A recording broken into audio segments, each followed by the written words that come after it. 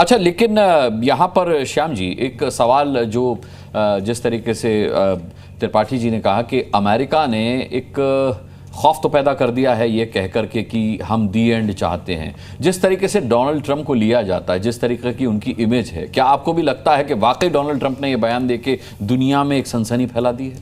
वो सनसनी के लिए ही तो माने जाते हैं, बड़ा ट्रम्पेट है मैंने कहा। वो तो, मैकडोनाल्ड ट्रम्प कहते हैं, आप ट्रम्पेट कहते हैं। हाँ, तो मैं तो इसलिए कहता हूं कि एक्चुअली उसमें पर सोची समझी ऐसे नहीं कर सकते हम। देखिए दूसरी बार आ गए वापस और चला रहे हैं और सब कुछ चल रहा है और देश को टैरिफ से परेशान कर दिया। उसी समय प्लान कर लिया इजराइल के साथ वॉर, 1 साल के लिए रिस्ट्रेन करके रखा इजराइल को, और इजराइल को अब सभी समय पे बंदूक भी गोली, मेरी भी गोली, समय भी मेरा, ये सब करके आए हैं वो। देखिए पूरी तैयारी से आया इजराइल, और मनोबल देखिए, सविता वर्चस्व की लड़ाई है, खलीफा की लड़ाई ईरान की। इसका मकसद खलीफा बनना है और एक सभ्यता को नष्ट करना है, इसका वर्चस्व है, ये कहता है वो।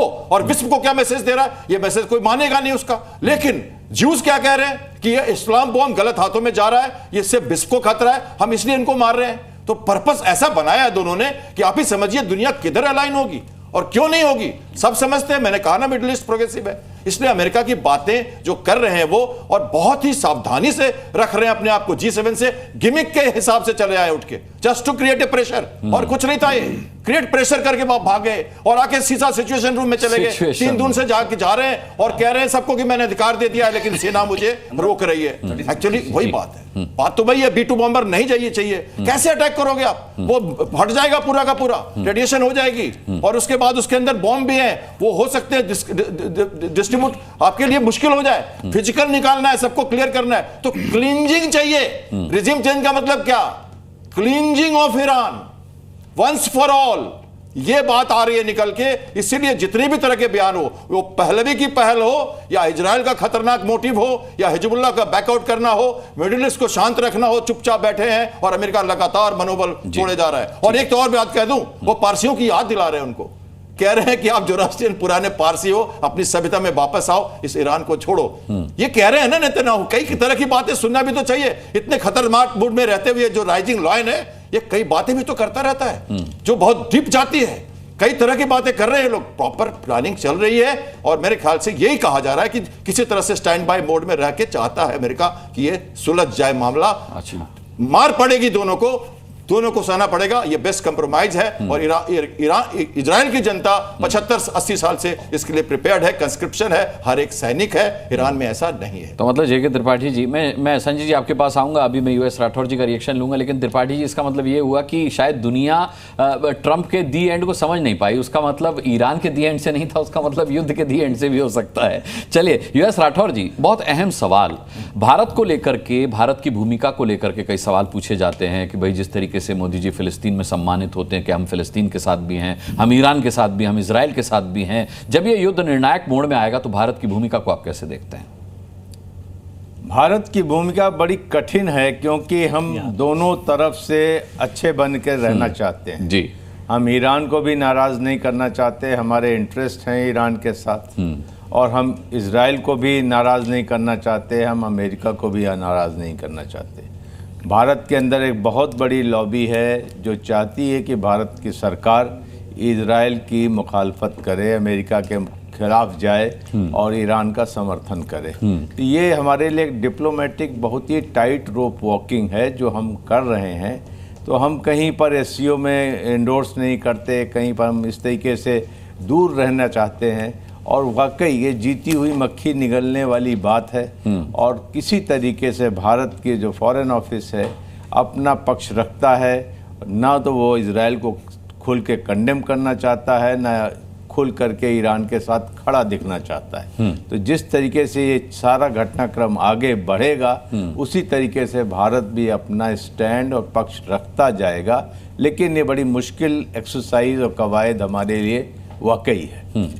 जी संजय जी, आप अपनी बात रखिए, उसके बाद मैं आपसे सवाल लेता हूँ। जी ये जो पिछले कुछ दिनों की इवेंट है, स्पेशली ट्रंप के आने के बाद, हम जो कह रहे हैं ट्रंप के विचार कैसे हैं, बड़े कंफ्यूजिंग हैं। ये देखना चाहिए हमको ट्रांजैक्शनल रिलेशनशिप जो ट्रंप हमेशा मेंटेन करते हैं। उसका नमूना ये है कि जब सर आप ये देखिए, अपनी बात पूरी कीजिएगा कि ट्रंप ने जिस तरीके से मोदी जी को इनवाइट किया, भाई कनाडा से लौटते हुए आप मेरे यहाँ हो जाइए, मोदी जी ने कहा भाई निर्धारित मेरे कार्यक्रम में मैं नहीं आ सकता, तो फोन पर बात हुई, ट्रंप की गुजारिश पर ये 35 मिनट बात हुई है। बिल्कुल बिल्कुल जी। तो बहुत अच्छे से प्रधानमंत्री ने बोला कि नहीं, अभी उनके पुराने कमिटमेंट हैं एंड उसके कारण वो नहीं आ पाएंगे।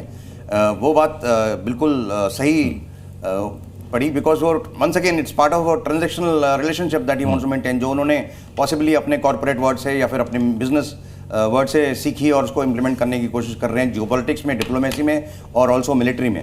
तो जनरली एम्बिग्यूटी बना के रखी हुई है चारों तरफ। बट देखिए, सबसे पहली विजिट जो ट्रंप ने करी after resuming power was visit to Saudi Arabia.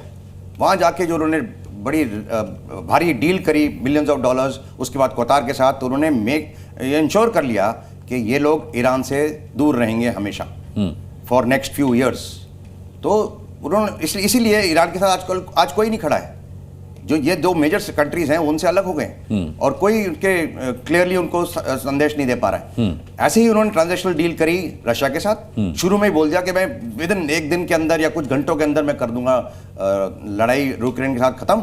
और रशिया नाउ इज लुकिंग, वो उसको लुकअप कर रहा है, कब होगा, कैसे होगा। और अब वो कमिट नहीं कर सकता, हालांकि उसने रशिया ने ईरान से बहुत हेल्प ली है मिसाइल्स वगैरह की ड्यूरिंग दी कॉन्फ्लिक्ट, लेकिन अब वो रेसिप्रोकेट नहीं कर पा रहा ईरान को। तो ईरान भी सोच रहा है क्या रशिया के साथ मेरी इक्वेशन कहाँ खराब हुई, क्यों नहीं रशिया मेरे को इक्वेट कर पा रहा। तो ऐसे करके ट्रांजैक्शनल रिलेशनशिप को है जो बढ़ावा दे रहे हैं और पूरे दुनिया को जैसे अपसेट कर रखा है, और उसी में उनकी जीत है। अभी से कुछ महीने बाद, कुछ हफ्तों बाद हम इन्हीं एस्पेक्ट्स को स्टडी करेंगे और देखेंगे हाउ कैसे उसने इस दुनिया में कैसे नया एक कीर्तिमान टाइप बनाया। ठीक है, अपना दीपक बोरा सर, क्लियरेंस इन्होंने फिक्स कर लिया है। दीपक बोरा सर, अब सवाल ये है कि देखिए G7 समिट से ट्रंप एकदम ड्रामेटिकली गायब हो जाते हैं, जाकर सिचुएशन रूम में बैठ जाते हैं, वहाँ वो मोदी जी से गुजारिश करते हैं आने की, मोदी जी नहीं जाते हैं, तो फिर वो 35 मिनट उनसे फ़ोन पर बात करते हैं, मोदी उन्हें ऑपरेशन सिंदूर के बारे में जानकारी देते हैं। मुझे यहाँ पर थोड़ा सा डाउट है कि 35 मिनट सिर्फ ऑपरेशन सिंदूर पर बात हुई होगी,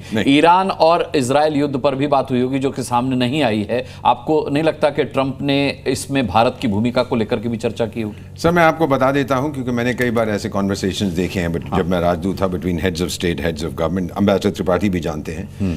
फोन आया होगा, फिर पहले गुड इवनिंग एटसेट्रा, पहले तो उनके सेक्रेटरी से होता है कि भी बात करेंगे, लाइए लाइन पर, पहले आप लाइए, पहले मैं लाता हूँ एटसेट्रा, फिर बातचीत होती है, फिर कहा होगा थैंक यू मिस्टर प्रेसिडेंट, आपने बहुत दिलचस्पी लिया हमारे अफेयर्स में, पर मिस्टर प्रेसिडेंट आप जानते हैं कि हम मध्यस्थता स्वीकार नहीं करते एटसेट्रा। फिर उन्होंने पूरा बताया होगा ये होता है। फिर बीच में डोनाल्ड ट्रंप ने कहा होगा प्राइम मिनिस्टर थैंक यू, आपने बड़ी अच्छी ब्रीफिंग की है, मैं चाहता हूं कि अगर आप खुद आ जाएं आमने सामने हम बात कर सकें। और उस समय प्राइम मिनिस्टर उनको मालूम था कि ये पिंजड़े वाली मुनरिया वहां पर है जिसको वो more important than head of state treat कर रहा है मैकडोनल्ड ट्रंप। तो उन्होंने यही कहा होगा कि मैंने तो पहले वादा कर दिया है क्रोएशिया जाने का, क्रोएशिया के साथ मेरी क्या दुश्मनी है कि आपके पास आऊं।